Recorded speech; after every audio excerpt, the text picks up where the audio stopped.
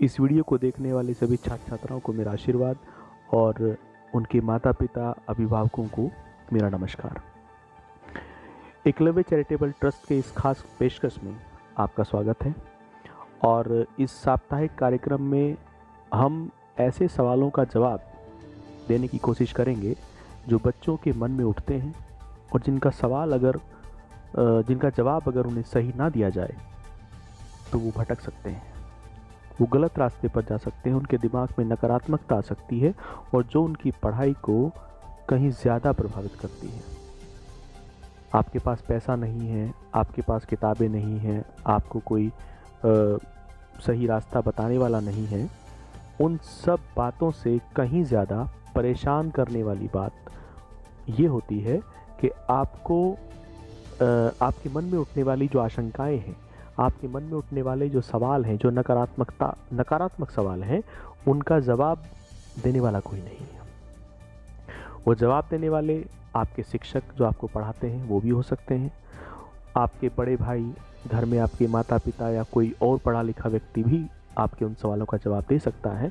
लेकिन अगर वो उन सवालों के जवाब सही ना दिए जाएं तो बच्चा ज़्यादा प्रभावित हो सकता है। मेरा 20 वर्षों से ज़्यादा का लगभग शिक्षण अनुभव है, जिसमें मैंने हजारों बच्चों को अपने सामने से पढ़कर निकलते हुए देखा है। और मेरी हमेशा से बच्चों के साथ जुड़ने की प्रवृत्ति रही है। मैं देखता हूँ कि कोई बच्चा कैसे सीखता है, किसी बच्चे को किस चीज़ से डर लगता है। कोई मैथ्स के सवाल से डरता है, कोई अंग्रेजी से डरता है, कोई जो सामाजिक विज्ञान के विषय होते हैं, हिस्ट्री, ज्योग्राफी, इस तरह के विषयों से डरता है। हर बच्चे की अपनी शक्तियाँ होती हैं, हर बच्चे के अंदर अपनी कमजोरियाँ होती हैं। ज़रूरत होती है सिर्फ उस बच्चे की शक्ति या कमजोरी को पहचानने की। इसकी ज़रूरत कहीं ज़्यादा पड़ती है। पढ़ाई इसके बाद का स्टेप होता है। पढ़ाई करने के लिए आपको किताबें चाहिए, आपको एक शिक्षक चाहिए, आपको आजकल दूसरी जो चीज़ें हैं उनकी आवश्यकता भी पड़ने लगी है, जैसे कंप्यूटर है, मोबाइल स्मार्टफोन्स हैं, इंटरनेट है। लेकिन इन सब संसाधनों को उपलब्ध करवाया जा सकता है। अगर किसी बच्चे के पास ये नहीं है तो बहुत सारे तरीके हैं उनको उपलब्ध करवाने के, और जैसे हमारी संस्था यही काम करती है। जिन बच्चों के पास संसाधन नहीं है उनको संसाधन उपलब्ध कराए जाएं, उनको पढ़ने का माहौल दिया जाए, तो इसमें कोई दिक्कत नहीं हो सकती। लेकिन इन सब चीज़ों के होने के बावजूद भी अगर कोई बच्चा अच्छी प्रकार से नहीं पढ़ पा रहा है, उसके अंदर योग्यता भी है, वो उसके पास समय भी है, फिर भी वो अच्छा काम नहीं कर पा रहा है, तो इसका कारण यही होता है कि उसके दिमाग में कोई गलत धारणा बनी हुई है। कभी कभी बच्चों को लगता है कि भाई मैं तो पढ़ ही नहीं सकता, मैं तो बचपन से ही बुद्धू हूँ। उसे घर परिवार के लोग, आसपास के लोग, उसके दोस्त, वो सब यही कहते रहते हैं हर समय कि ये तो बुद्धू है, इसे कुछ नहीं पता है। वो काम जो भी करता है उस पर शक किया जाता है, उसे प्रोत्साहित करने वाले लोग नहीं होते हैं, तो उसके दिमाग में बचपन से एक धारणा बन जाती है कि मैं तो कुछ भी नहीं कर सकता। जैसे गांव क्षेत्र में लड़कियां होती हैं, लड़कियों को अक्सर मैथ्स से डर लगता है, ऐसा माना जाता है। मैं नहीं मानता हूँ, मैं तो, मेरे सामने तो बहुत सारी लड़कियां इस प्रकार की भी रही हैं कि जो अच्छा मैथ्स निकालती थी, लड़कों से अच्छा मैथ्स निकालती थी। मेरी खुद कई स्टूडेंट्स इस प्रकार की रही हैं। तो मेरा ऐसा मानना नहीं है। मैं तो ये मानता हूँ कि हर इंसान के अंदर बराबर क्षमताएं होती हैं। हर इंसान हर कुछ कर सकता है, बस उसको सही दिशा मिल जाए, उसे अपनी क्षमताओं का पता लग जाए, उसे अपनी कमजोरियों का पता लग जाए, तो वो कुछ भी कर सकता है। तो हमारे इस छोटी सी पेशकश का सिर्फ यही एक उद्देश्य है कि हम हर बच्चे से बात करें। कई बार क्या होता है कि बच्चा अपनी बात को कह नहीं पाता है, वो डरता है कहीं उसकी मजाक न बन जाए, उसके दोस्त क्या कहेंगे, और कई बार वो डरता है कि पता नहीं शिक्षक उसका जवाब देगा या नहीं देगा, क्योंकि शिक्षक भी आज के इस बदलते दौर में व्यवसायिक एक जिस प्रकार से दूसरे प्रोफेशंस में लोग बाग होते हैं, दूसरे प्रोफेशंस में अपने पैसे के लिए काम करने वाले लोग होते हैं, आजकल शिक्षण भी उसी तरह से होने लगा है। शिक्षक भी अपना क्लास पढ़ाता है, उसके बाद वो अपना फीस लेता है और उसके बाद वो ज़्यादा बच्चे की तरफ नहीं देख पाता, उसके पास समय भी नहीं होता है और ज़रूरी भी नहीं समझता है। इसी चीज़ की कमी जो है वो अब क्या होता है ना, जो अच्छे घर के बच्चे होते हैं, हाई प्रोफाइल फैमिलीज़ के बच्चे होते हैं, घर में कोई पढ़ा लिखा होता है, तो उन बच्चों को घर में भी गाइड किया जाता है। वो बच्चे अच्छे स्कूलों में पढ़ते हैं, उसके बाद वो घर पे आते हैं तो घर भी उन्हें अच्छा माहौल मिलता है, उनके माँ बाप भी उनकी केयर करते हैं कि भाई हमारा बच्चे को पढ़ाई के लिए क्या क्या चीज़ें आवश्यक है, उसे घर में वो सब चीज़ें प्रोवाइड कराई जाती हैं। उसके लिए कमरा, उसके लिए किताबें, उसके लिए और भी जो चीज़ ज़रूरी होती है, पैसे की तो वहाँ कोई दिक्कत होती नहीं है। तो उन सबको कोई ऐसी रास्ते में रुकावट नहीं आती है। लेकिन जो गांव क्षेत्र के बच्चे होते हैं, उनके घरों में ना कोई ज़्यादा पढ़ा लिखा होता है, ना गांव में उस तरह का माहौल होता है। कई प्रकार के सामाजिक और धार्मिक बंधन भी लगे होते हैं, पारंपरिक बंधन भी लगे होते हैं, ठीक है, कि भाई लड़कियों को ज़्यादा क्या पढ़ाना है, लड़के भी अपना बस 10वीं 12वीं कर लें, उसके बाद कुछ करने खाने का देखें। तो इस तरह की चीज़ें होती हैं। हालांकि धीरे धीरे समय बदल रहा है, लोगों की सोच बदल रही है और जैसे जैसे आर्थिक ज़रूरतें बढ़ रही हैं तो महिलाओं को भी काम करने के लिए प्रेरित किया जा रहा है। भाई शादी ब्याह महंगे होते जा रहे हैं, एक लड़की भी अगर की शादी आज करनी पड़े तो एक आम आदमी को बहुत जो है पैसा खर्च करना पड़ता है। तो माँ बाप भी सोचते हैं कि चलो लड़की कुछ पढ़ लेगी, कोई काम कर लेगी, कोई नौकरी कर लेगी तो उसकी शादी आसान हो जाएगी। तो इस तरह की चीज़ें भी होती हैं। लेकिन इस तरह के बच्चे जो ऐसे परिवेश में जन्म लेते हैं जहाँ कोई पढ़ाने वाला नहीं है, पढ़ने वाला भी कोई घर में नहीं होता है, किताबें भी अवेलेबल नहीं होती हैं और दूसरे जो आजकल चीज़ें आ रही हैं, इंटरनेट है, कंप्यूटर है और मोबाइल फ़ोन्स है, स्मार्टफोन्स है, वो सब चीज़ें भी आजकल बच्चों की पढ़ाई में बहुत सहायक साबित हो रही हैं। लेकिन उनका यूज़ कैसे करना है उसका भी एक तरीका होता है। अगर इन चीज़ों का आप सही यूज़ नहीं करते हैं तो ये आपको बर्बाद भी कर सकती हैं, और अगर आप इनको सही तरह से यूज़ करते हैं तो ये आपके लिए बहुत सहायक सिद्ध हो सकती है। जैसे आप देखिए अभी मैं जो आपको बता रहा हूँ बातें, तो वो आप एक फ़ोन के माध्यम से ही सुन रहे हैं, इंटरनेट के माध्यम से ही सुन रहे हैं। तो इन सब चीज़ों को प्रोवाइड करवाना, इनका सही यूज़ बताना, ये भी एक बहुत महत्वपूर्ण कार्य है। इसको करने के लिए भी आपके पास कोई समझदार व्यक्ति घर में हो या आपके शिक्षक समुदाय में हो तो बच्चा बहुत अच्छा कर सकता है। अब आपको पता है हमारे देश में, भारत जैसे विकासशील देश में ग्रामीण जनसंख्या 72% के आसपास है, यानी कि 2/3 लोग गांव में बसते हैं।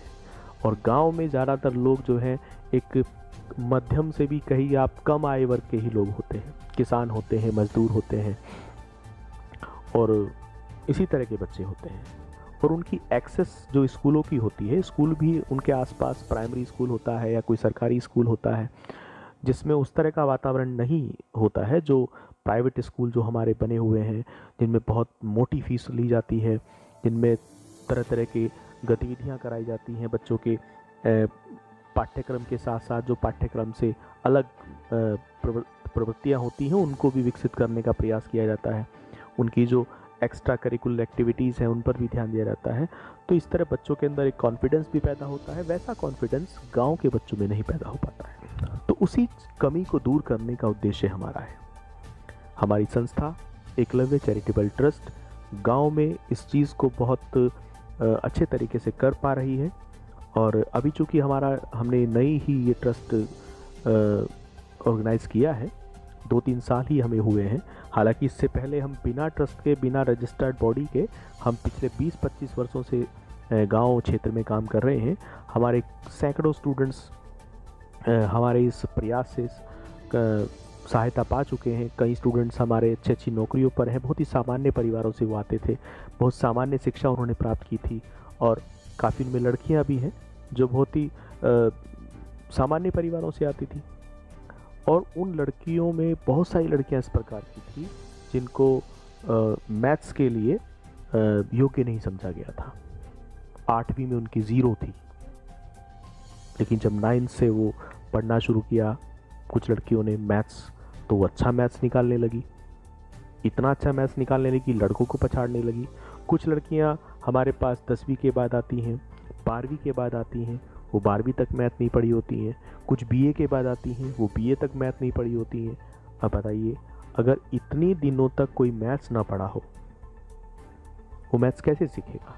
क्योंकि इतने दिनों तक अगर आप मैथ्स नहीं पढ़ते हैं, और उससे पहले भी जो आपने मैथ्स पढ़ा है वो भी उस स्तर का नहीं पढ़ा है, 8वीं तक का जो मैथ्स है वो उस मैथ्स में भी लड़कियां इस तरह से नहीं पढ़ती हैं सरकारी स्कूलों में। फेल तो कोई होता ही नहीं है आजकल, पास ही सबको कर दिया जाता है। गांव बस्ती में किसको फेल करें? तो सरकार की पॉलिसी भी उस तरह की नहीं होती कि भाई बच्चों को फेल किया जाए, 8वीं तक उनको पास करके आगे बढ़ाया जाए। तो इस तरह की पॉलिसी रखी जाती है। तो बच्चों का जो क्वालिटी ऑफ एजुकेशन होता है वो बहुत ख़राब रहता है। भले ही बच्चा 10वीं कर लेता है, 12वीं कर लेता है, बीए कर लेता है, लेकिन उसका जो क्वालिटी ऑफ एजुकेशन होता है, शिक्षा की जो गुणवत्ता होती है, वो उस स्तर की नहीं होती जो आज के प्रतिस्पर्धा के दौर में, कंपटीशन के ज़माने में उसकी सहायता कर सके।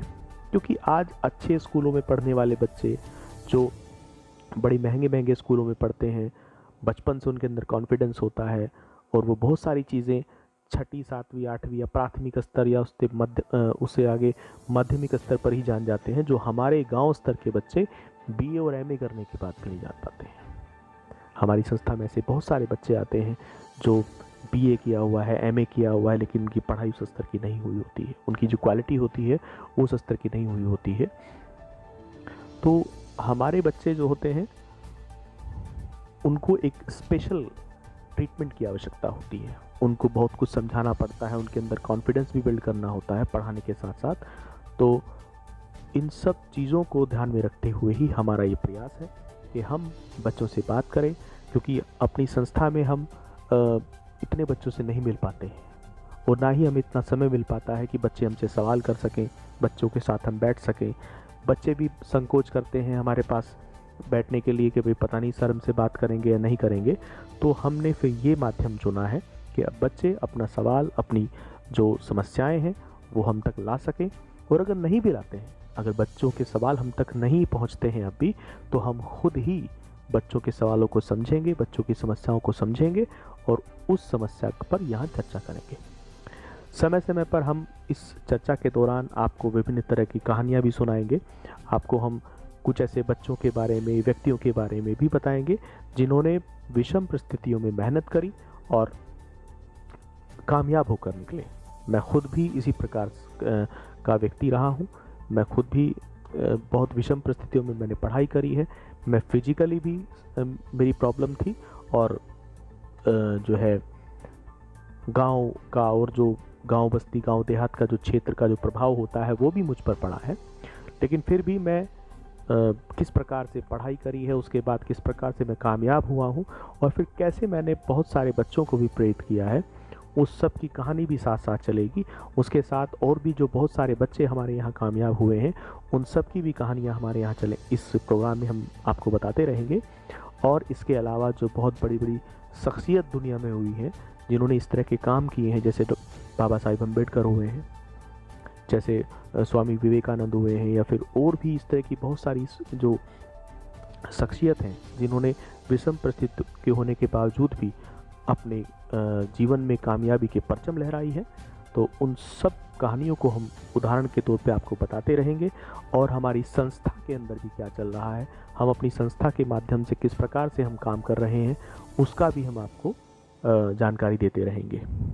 आज चूँकि हमारी शुरुआत है, आज हमने पहला प्रोग्राम करने का प्रयास किया है, तो हम अभी मैं सोचता हूँ कि 15 से 20 मिनट का ये वीडियो रहेगा। ज़्यादा लंबा वीडियो बच्चे भी नहीं देखते हैं और फिर अगर धीरे धीरे बच्चों की रुचि हमें दिखाई दी तो हम समय बढ़ाएंगे। और इसमें एक बात और हम समय समय पर आपके लिए लेकर आएंगे, हम कुछ जो विषय के एक्सपर्ट्स होते हैं उनसे भी हम आपकी बात कराएंगे। हम समय समय पर अगर कोई समस्या ऐसी है जो मेरे स्तर की नहीं है, उसे कोई दूसरा बता सकता है, तो हम उसको भी यहाँ पर जो है आपसे रूबरू कराएंगे। अब इस प्रोग्राम की जो रूपरेखा रहेगी, थोड़ा उस पर बात करते हैं। इस प्रोग्राम में आप कई तरह के सवाल पूछ सकते हैं।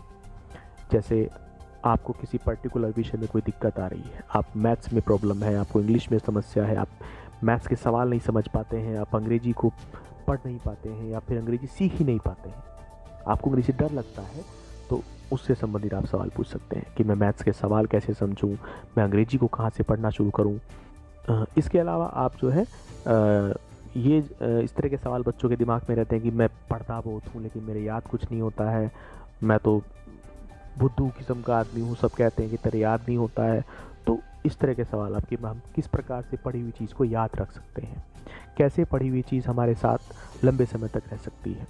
इसके अलावा आप कोई अपनी जो पर्सनल कमजोरी है, जो आपको लगता है कि मेरे अंदर है, दूसरे आदमी अच्छे तरीके से काम करते हैं, मैं उतने अच्छे तरीके से काम नहीं कर पाता हूँ, तो आप उसके विषय में पूछ सकते हैं। इसके अलावा आपकी कोई सामाजिक समस्या हो, आपको समाज में कुछ लगता हो कि भाई मुझे जो है सम्मान नहीं मिल रहा है, क्यों नहीं मिल रहा है, मेरे अंदर क्या कमी है, या आपकी कोई आर्थिक समस्या है, आपके पास पैसे नहीं है, आपको लगता है कि पैसे नहीं होंगे तो मैं पढ़ नहीं पाऊँगा, या फिर आपकी कोई और मानसिक समस्या है, आपको मन में आपकी निराशा रहती है, नकारात्मकता रहती है, तो इस संबंधी आप कोई बात हमसे पूछ सकते हैं। हालांकि शिक्षा से संबंधित भी बात पूछ सकते हैं कि आपको कोई सवाल हल करवाना है, उसके लिए आप मेरे व्हाट्सएप पर अलग से जो है आप मुझसे पूछ सकते हैं। कोई सवाल आपको अगर आपका नहीं हो रहा है तो आप उसे मुझे फ़ोटो खींच के उसका जो है मेरे व्हाट्सएप पे भेज सकते हैं। आपको अपने सभी सवाल चाहे वो किसी भी प्रकार के हो, मेरा व्हाट्सएप नंबर है जो मैंने वीडियो पे भी लगाया हुआ है, वहाँ से आप देख सकते हैं, उस पर आप भेज सकते हैं। आप मुझे कॉल भी कर सकते हैं। कॉल करने के लिए आपको मुझे शाम को 5 बजे के बाद कॉल करना होगा, उस समय फ्री रहता हूँ और आपके सवाल को बड़े ध्यान से, बड़े विचार से हम सुनेंगे और फिर उस पर जो भी अच्छा डिसीज़न हमें लगेगा कि जो आपके लिए फ़ायदेमंद हो सकता है वो आपको देने का प्रयास करेंगे। हमारा उद्देश्य सिर्फ इतना भर है कि आपको आपकी पढ़ाई में हर प्रकार से मदद की जाए। आपको जहाँ भी लगे कि मुझे यहाँ किसी व्यक्ति की आवश्यकता है, मुझे किसी शिक्षक की आवश्यकता है, तो हम आपके साथ खड़े रहें। आज पहला वीडियो है जिसका उद्देश्य यही था कि क्या होगा इसमें, हम किस प्रकार के सवाल की बात कर रहे हैं या फिर हम क्या करना चाहते हैं, हमारा उद्देश्य क्या है, इस कार्यक्रम की रूपरेखा क्या रहेगी। इस कार्यक्रम में हम मुख्य रूप से 2 सेगमेंट रखेंगे। पहले सेगमेंट में हम अपनी बात करेंगे, जो भी हमें आपको कहना है, समझाना है, जो हमें लगता है बच्चों के अंदर हमने कुछ देखा है, कोई कमजोरी अमूमन बच्चों के अंदर पाई जाती है, तो उस कमजोरी पर बात करेंगे। और दूसरे सेगमेंट में हम आपके सवालों को लेंगे, जो सवाल हमारे पास आएंगे।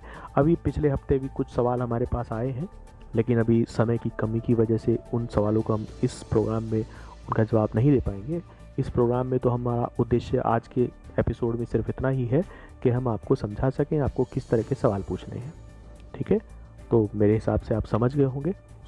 वीडियो को समाप्त करते हुए मैं आपसे एक बार फिर गुजारिश करता हूं, आपसे एक बार फिर मैं आपको सलाह देता हूं कि अगर आपका कोई सवाल हो, आपका ना हो, आपके किसी दोस्त का हो या आपके किसी पड़ोस पे किसी बच्चे का सवाल हो और उसकी कोई समस्या हो, वो कुछ करना चाहता हो जीवन में, लेकिन वो किसी प्रकार के नकारात्मक समस्या को लेकर वो परेशान है और उसे लगता है कि तू कुछ नहीं कर सकता है, तो ऐसे किसी भी बच्चे को अगर कुछ जो है परेशानी है वो हमसे बात कर सकता है।